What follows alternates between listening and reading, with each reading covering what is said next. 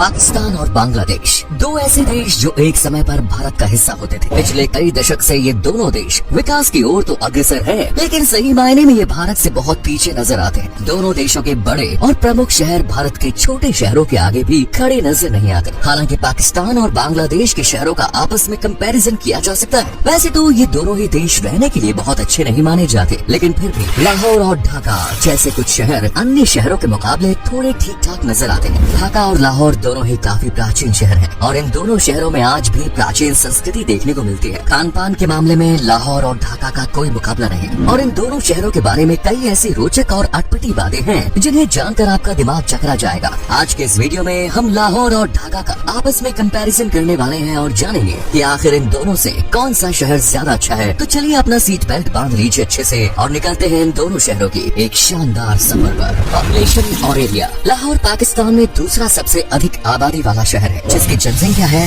12.8 million के आसपास। वहीं ढाका की टोटल पॉपुलेशन है 30 मिलियन से भी अधिक। ढाका शहर में आपको काफी भीड़ भाड़ देखने को मिलेगी। ढाका को फिलहाल अपनी पॉपुलेशन पर लगाम लगाना बहुत जरूरी है, क्योंकि इस शहर में अब रहने के लिए लोगों के पास जगह तक नहीं बची। क्षेत्रफल की बात करें तो लाहौर कुल 1772 वर्ग किलोमीटर एरिया में फैला है, वहीं ढाका का एरिया 306 वर्ग किलोमीटर का है। आज के समय में ढाका में प्रति वर्ग किलोमीटर एरिया में 30,000 के करीब लोग रहते हैं और इसी से आप अंदाजा लगा सकते हैं कि इस शहर में लोग किस तरह रहते होंगे। वहीं लाहौर पाकिस्तान में सबसे अधिक डेंसिटी वाला शहर है और इस शहर में प्रति वर्ग किलोमीटर एरिया में करीब 6300 लोग रहते हैं। साल 1946 में लाहौर में 36% आबादी हिंदू और सिख समुदाय के लोगों की थी। आज इस शहर में 95% से अधिक जनसंख्या मुसलमानों की है। हालांकि शहर में ईसाई, सिख और हिंदू समुदाय के लोग भी रहते हैं। वहीं ढाका में 90% से अधिक आबादी मुसलमानों की है। हिंदू धर्म को मानने वाले लोग ढाका में अल्पसंख्यक है। इसके अलावा ईसाई और बौद्ध धर्म के भी कुछ लोग ढाका में रहते हैं। चलिए अब इसकी हिस्ट्री की बात कर लेते हैं। अब इन दोनों शहर के इतिहास पर एक नजर डाल लेते हैं। लाहौर शहर को आज पाकिस्तान के पंजाब प्रांत की राजधानी होने का गौरव प्राप्त है। आपको ये बात जानकर हैरानी जरूर होगी कि लाहौर का नाम भगवान राम के पुत्र लव के नाम पर रखा गया। कहा जाता है कि लव ने लवपुरी नाम के राज्य की स्थापना की, जिसका नाम बाद में लौहपुरी कर दिया गया और धीरे धीरे इसके नाम में बदलाव करते हुए लाहौर कर दिया गया। मुगल शासनकाल के दौरान सन 1584 से लेकर 1598 तक लाहौर हिंदुस्तान की राजधानी रहा। इस शहर का भारत की आजादी में काफी प्रमुख योगदान रहा। 1947 से पहले भारत की आजादी से संबंधित कई मोमेंट लाहौर में शुरू किए गए। पहली बार भारत की आजादी की और पाकिस्तान बनने की घोषणा भी इसी शहर से की गई। बात करें ढाका की तो इस शहर की स्थापना सन 1608 में हुई। साल 1971 में जब पाकिस्तान से बांग्लादेश को आजादी मिली तो ढाका को ही देश की राजधानी घोषित किया गया। इस शहर के प्रसिद्ध ढाकेश्वरी मंदिर के नाम पर इस स्थान का नाम ढाका रखा गया। आज के समय में ढाका को मस्जिदों का शहर के नाम से जाना जाता है, क्योंकि इस शहर में 8000 से अधिक मस्जिदें। जीडीपी और पर कैपिटा की बात कर लेते हैं तो लाहौर की जीडीपी करीब 85 बिलियन डॉलर्स के आसपास है। हर साल 4 से 6 करोड़ फुटबॉल लाहौर शहर में बनाई जाती है, जिन्हें पूरी दुनिया में एक्सपोर्ट किया जाता है। कुछ साल पहले तक इस शहर की अधिकतम इकोनॉमी मैन्युफैक्चरिंग सेक्टर पर आधारित थी, लेकिन धीरे धीरे इसे सर्विस सेक्टर की ओर शिफ्ट किया जा रहा है। इसके अलावा बैंकिंग, फाइनेंशियल और रियल एस्टेट के मामले में भी लाहौर शहर तेजी से तरक्की कर रहा है। आज पूरे पाकिस्तान में सबसे अधिक सॉफ्टवेयर और हार्डवेयर का उत्पादन लाहौर शहर में ही किया जाता है। ढाका की बात करें तो इस शहर की जीडीपी 160 बिलियन डॉलर्स को टच कर चुकी है। आज ढाका भी टेक्नोलॉजी और इंडस्ट्रियलाइजेशन के मामले में दुनिया के बड़े बड़े शहरों को टक्कर दे रहा है। शहर में टेक्सटाइल, जूट, सीमेंट, केमिकल और शुगर का उत्पादन बड़े पैमानों पर होता है। ढाका में बनने वाले कपड़े पूरी दुनिया में एक्सपोर्ट किए जाते हैं। लाहौर के लोगों की सालाना प्रति व्यक्ति आय है 1600 डॉलर्स के आसपास, तो वहीं ढाका के लोगों की पर कैपिटा इनकम है 2600 डॉलर्स के आसपास। लाहौर में लोग साधारण तरीके से अपना जीवन व्यतीत करते हैं। पिछले कुछ सालों में फाइनेंशियल क्राइसिस के कारण पाकिस्तान में महंगाई देखने को मिली। वैसे लाहौर में आज भी ज्यादा महंगाई नहीं है। दूसरी ओर ढाका में थोड़ी महंगाई आपको देखने को मिलेगी। इसकी एक वजह यहाँ पर बहुत अधिक पॉपुलेशन का होना भी है। अब बात कर लेते हैं लैंग्वेजेस और फेस्टिवल्स की।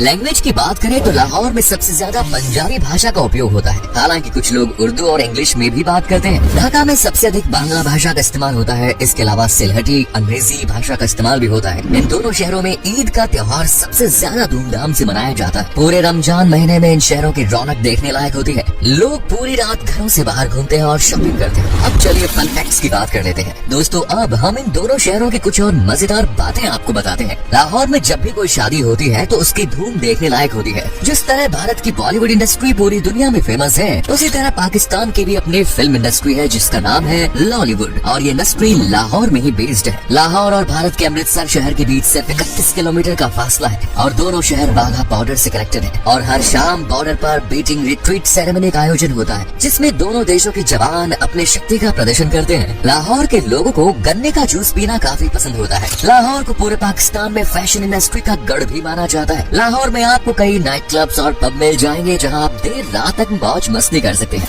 ढाका के लोगों को सुबह उठते ही चाय और हाथ में अखबार चाहिए होता है। कहा जाता है कि अखबार के बिना तो ढाका के लोगों की दिन की शुरुआत ही नहीं होती। ढाका की एक बात आपको जरूर अजीब लगेगी कि यहाँ पर लोग मुस्कुराने को गलत समझते हैं। ढाका में आपको हर जगह गंदगी जरूर देखने को मिलेगी। अगर समय पर एयरपोर्ट पहुँचना है तो 4 घंटे का अतिरिक्त समय लेकर आप घर से निकले, तभी आप समय पर एयरपोर्ट पहुँच पाएंगे। रिक्शा, टैक्सी और बस जैसी सुविधा भी ढाका में मौजूद है, लेकिन कई बार लोग पैदल अपनी मंजिल तक ज्यादा जल्दी पहुँच जाते हैं। ढाका में ट्रैफिक पुलिस का भी कोई ज्यादा जोर नहीं चलता और लोग जमकर ट्रैफिक नियमों का उल्लंघन करते हैं। चलिए अब बात कर लेते हैं फूड की। किसी भी जगह की जानकारी वहाँ के खाने के बिना अधूरी ही होती है। लाहौर में भी आपको स्वाद के भरपूर चस्के मिल जाएंगे। हर गली चौराहे पर आपको कुछ नया और अलग पकता हुआ दिखाई देगा। इसी शहर के प्रमुख डिशेज में लाहौरी पाए, लाहौरी हरेसा, लाहौरी चन्ने, करीम नान, खोया मटन टिक्का, देसी मुर्गा कढ़ी और तवा चिकन जैसी डिशेज शामिल है, जिसके नाम सुनते ही आपको मुंह में पानी आ जाएगा। वहीं ढाका में तो लोग मछली और चावल के दीवाने होते हैं। लोग रोजाना दिन में एक बार तो मछली खाते ही हैं। इसके अलावा रसगुल्ला,